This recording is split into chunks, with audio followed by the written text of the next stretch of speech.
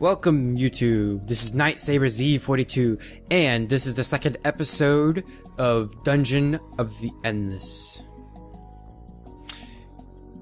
The last episode, I kinda gave some tips and how we're going to start, and as the reasons to why we're making the character choices that we made. This time, we're gonna play. We're gonna do hopefully 2 floors in this episode, and I would like to do 2 floors in each episode, although the way that I play, the later floors kind of get a little bit lengthy. So we'll see. We're continuing right where we left off, and we have some dialogue here. Nurse Dina Ratchet says, "Who fired it?" And here we go, next floor. Floor number 2.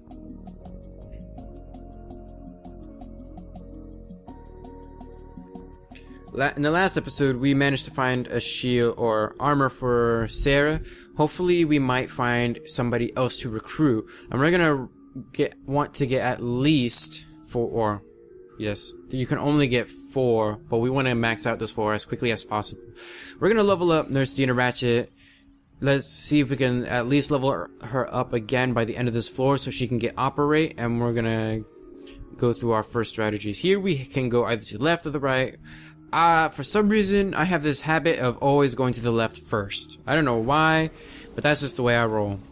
We have a major module slot, ooh, and some spaces for minor modules.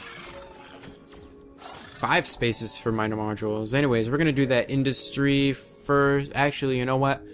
Last episode I told you that the industry generator 1 always goes down first. This time we're gonna let the food replicator go down first because we really want to get Nurse Dina Ratchet up to level 4 as quickly as possible. So let's get that up and running, and let's continue on in the dungeon. We're gonna continue going left, and as you can see, there's 5 dots on the ground. Those are for the minor modules, like the prisoner prod. Probably the first 2 floors, I would say you don't really need to worry about that as long as you have at least 2 characters, one of them that can actually deal damage. So let's keep going on to the left. Another major module. Okay. These stels, they give bonuses, and this one gives movement speed bonus plus 100%, so we can move twice as fast, and this lasts for 8 turns, or 8 doors. Once this depletes itself, you can use it as a major module slot. So 8 more doors, and we'll do just that. We're gonna keep going left. See how fast we move? We're like Speedy Gonzalez here. Ooh, a new friend, Mormish, level 2. Now we do have to give him some food for him to join us, but as I said, we're gonna want to get as many heroes as possible. And let's check him out real quick. He's got need for more speed. His speed is plus 10 if not alone in the same room, but he's still slow. And he's also got your back, which gives him plus 10% defense when grouped with others they trust. His ability is War Profiteer, which increases the dust probability for monsters, which is okay. But he's not really going to be in combat as much because at level 4, he also gets Operate, which is what we can use him as. For now, was there a major module slot? Yes, there was. Let's get our food up and running because we're going to want to get... Oh, my bad. We already did that. We're going to get industry so we can build more things. And possibly science... Well, yeah, science would be the next one. Hopefully we get dust in this room. Nope, just monsters. So this door... Uh-oh. Get back here. This door, or this room, is going to remain unpowered. So we're going to leave our new friend... What was his name again? Warden Mormish. We're going to leave Warden Mormish. And funny thing is, he kind of reminds me of... I can't remember his name, but there's this one guy in Aliens Resurrection that was in the wheelchair. That's kind of what he reminds me of. Let's keep going left. Here's a dead end, another major, but we get enough dust to power this room. We're going to use that dust to get the science up and running. And this room we're going to use to Let's get food, because I really want to level. No. Let's. Thing is, we really don't know if we're gonna find a science crystal. So here's our first major choice. What do we really value the most? I would say industry, but the only thing that industry is going to allow us to do is build more modules, and we have a pretty good bonus to our industry right now. Our science could use a boost, but I'm gonna opt to get food, because if we could level up our characters fast, we'll be good in the long run. Likewise, if we get all the science quickly, then we could use those module slots for other things, which will also be good. Plus, we'll have more powerful stuff. Anyways, I digress. Let's move down. A large room that's also a dead end with monsters. We're gonna draw them back into this room so we can have our 3 characters attack.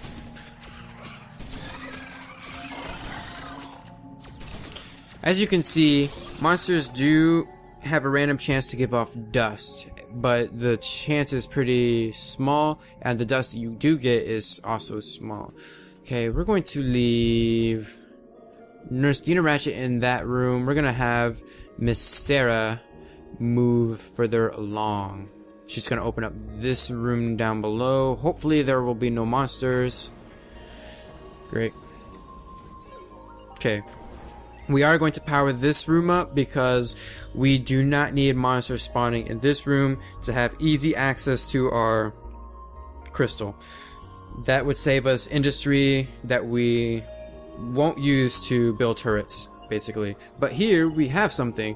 We can pay 30 industry to get something that would actually be helpful to us or detrimental. So let's take a risk. Dust. Awesome.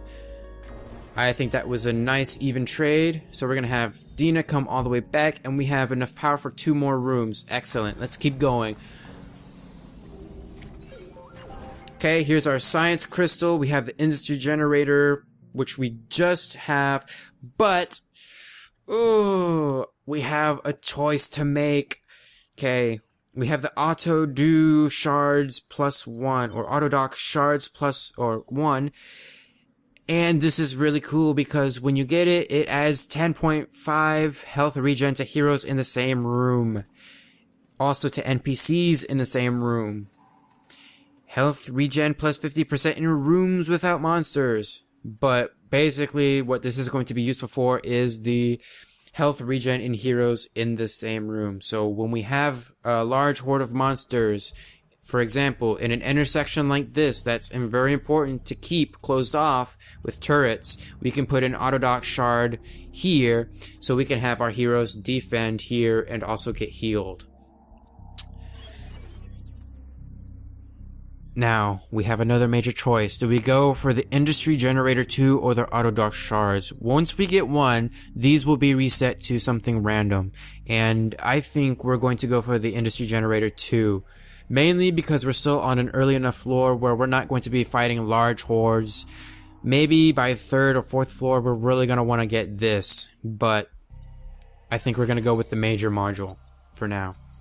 Speaking of major modules, we will be bumping our science up, so let's get that up and running. We do have enough food, and I should have been watching that. We're going to bump up Nurse Dina Ratchet, and she has Operate. So now we're going to keep her in a room, and for some reason I cannot remember why, our warden is all the way back there.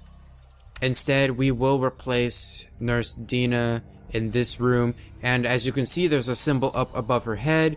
That means next turn she's going to give us a bonus to that science, so that's going to go up, and the amount that she boosts it is based on her wit, and her wit is pretty low, whereas our warden is pretty high. So the next person that we're going to be bumping levels into will be our warden.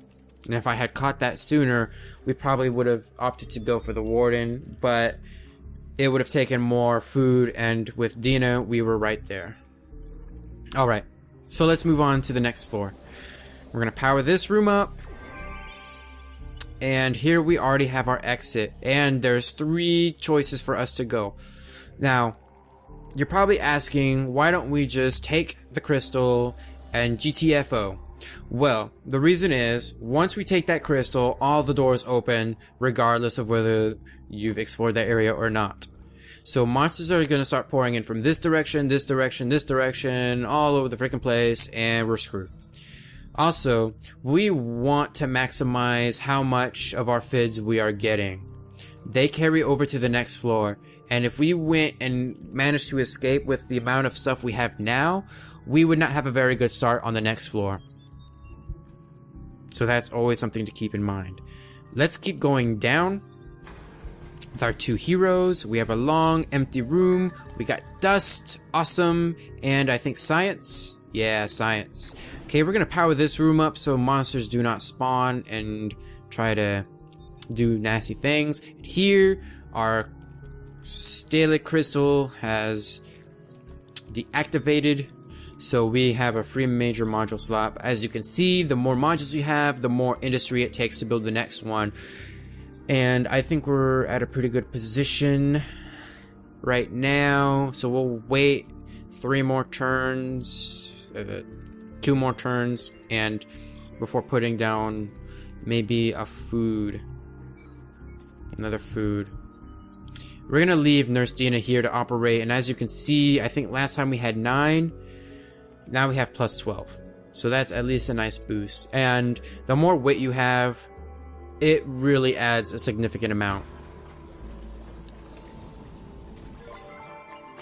Okay, our industry generator has been bumped up.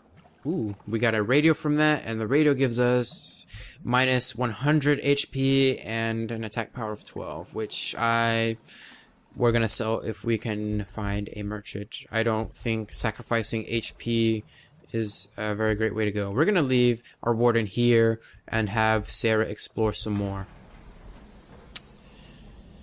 And what I should have done was check to see what we had available.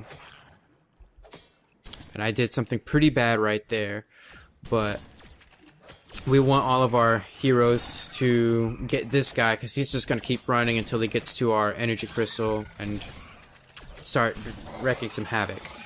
What I should have done was have just our warden and Sarah move to intercept that guy, and instead I pressed the Q button and had everybody meet in that room. So here we have Food Replicator 3, which we're going to want to get in 2 more turns. As you get more or go higher up the chain, you get more, the cost gets higher. And there's only a maximum of 4 for the major modules and 3 for the minor modules, I believe. Yes, because the turrets only go up to level 3. So 2 more turns, we'll get that started, and we have at least, hopefully, 2 more rooms to explore. I'm gonna leave our warden there. Can we make another? Yes, we can. We're going to get another science going. We're going to level up our warden. Next level, he will get operate, which will take 52. So about 3 more turns. Let's have Sarah go into this room and explore. Okay, that's a dead end. Hopefully the next room will not be a dead end, but I don't think so because it's right next to the energy crystal. We have our merchant here. He's selling food. Awesome. We're gonna sell our radio, which gives us 55. Is there anything that we want? No, not really. Do we have anything on Sarah? Yes, we do. So we're gonna keep our food and level up and get another operate. So why am I heavily invested in the operate? Well, first off, once you have enough people, or at least 2 people, you can reallocate them, especially in the late game, to getting more food and leveling up, which translates also into healing. Okay, you need food to heal. And when you get those large mobs, you're gonna want to heal, basically. So next turn we will get, yes, next turn we will get, we were just shy. If I hadn't moved Dina off of that science, we would have had enough this turn. Hopefully this won't be a dead end. So let's see what we have. Just what I was afraid of. Okay. Here we go. We have mobs coming in. So, what we will do, we are going to make a last stand, so to say. We're going to put some turrets in this and make our heroes fall back. There's nothing else they can do for us, which is sad. Only I had not taken Dina off of that, then we would have had enough. Oh well, you live and learn. Anyways, here our turrets are just cleaning up the kills.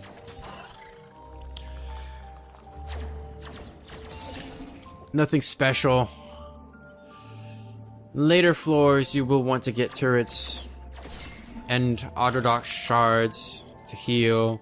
And we also got a crystal, so we're going to...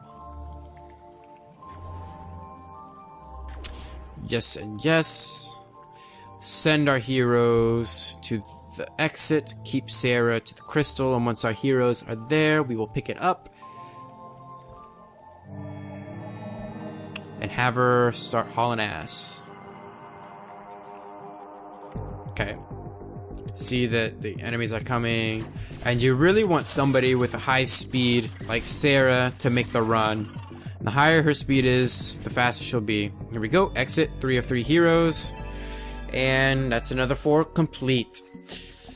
Hi, I'm the lead medical practitioner that's still alive. And I believe this is a background story because of the yellow text, and I think it is with our warden. Yes, hello, I was the warden of the ship, the director of the prison. You're the warden? You kept all these guys in cells and punished them? Would you be quiet? Or just give me a painless overdose? And there we go. Secrets unlocked in biographies. And there's multiple ones, so as we go up more floors, more of their background dialogues get unleashed. Anyways, I'm gonna cut this episode off. Thank you for watching. Please support the channel. Leave a like, subscribe, and comment down below. I would really love to hear from you. What you think. Help support this channel so I can make more videos and stuff. Anyways, that is enough rambling. I will see you in the next video. See you then.